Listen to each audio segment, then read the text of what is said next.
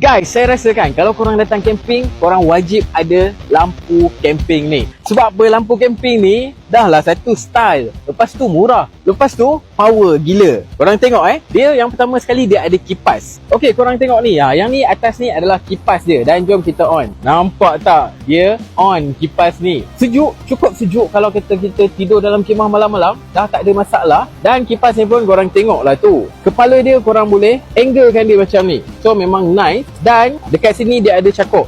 So kalau korang nak cakuk dekat kemah korang kan, memang nice sangat lah. Korang tengok dekat atas ni ada solar. So in case dalam keadaan yang macam ni, kita biarkan dia kena matahari, automatic dia charge sendirilah, tak payah risau. Dan yang paling penting sekali, of course lah, dia punya lampu. Apa gunanya lampu kalau tak ada lampu? Alright, so macam mana nak on kan lampu dia adalah kita tarik je macam ni.